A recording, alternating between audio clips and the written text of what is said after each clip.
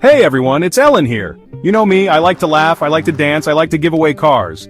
But you know what else I'm passionate about? Mental health. We all have those days when we're feeling a little off, right?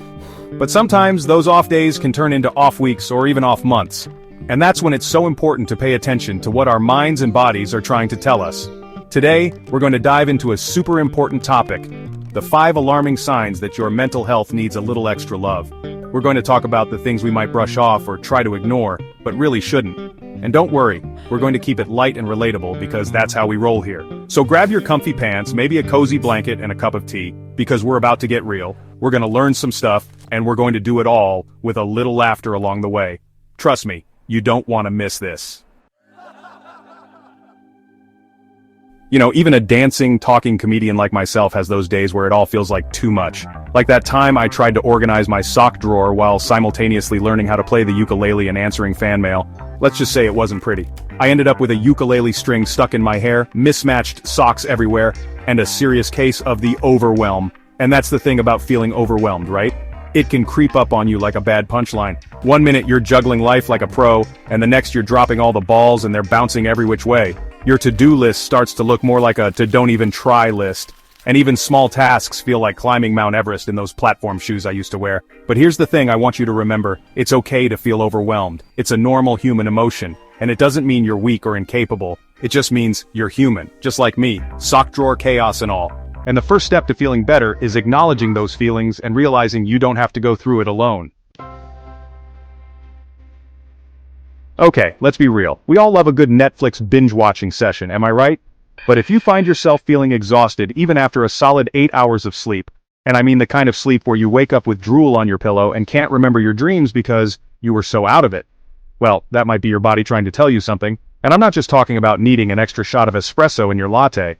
Constant fatigue can be a sign that your mental health needs a little TLC. It's like your mind is running a marathon in the background, even when you're trying to relax. All those worries, stresses, and anxieties can really take a toll on your energy levels, leaving you feeling like you're dragging yourself through quicksand. So if you're feeling like you could sleep for a week straight and still wake up tired, don't just brush it off. Listen to your body, because it's a pretty smart cookie. It might be time to take a step back, reassess your priorities, and maybe even treat yourself to an extra long nap. And hey, if all else fails, there's always caffeine. Just kidding. Sort of. Remember when you used to get excited about things, like really excited? Maybe it was trying a new dance class, or baking a cake that looked like it belonged on the Food Network, or even just going for a walk in the park. We all have those things that light us up, right? But what happens when those things that used to bring you joy don't anymore? It's like someone hit the mute button on your happy playlist and you're left feeling kind of empty and uninspired. Trust me, I've been there. There was a time when I thought I'd never dance again after a particularly embarrassing incident involving a disco ball and a pair of too tight pants. But here's the thing: losing interest in activities you once loved can be a sign that something deeper is going on. It's like your mind's way of waving a big red flag and saying, hey, something's not right here, and that's okay. Acknowledging that loss of interest is the first step to rediscovering your joy.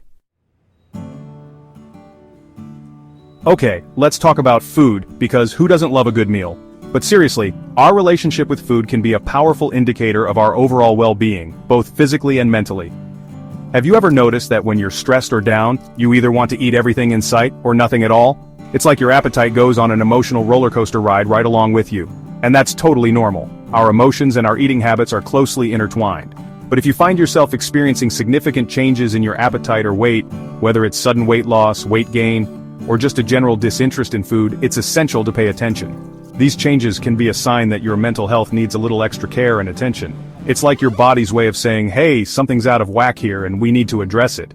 Remember, our bodies are pretty amazing machines, and they often give us clues when something's not quite right. So, listen to those cues, and don't hesitate to reach out for help if you need it.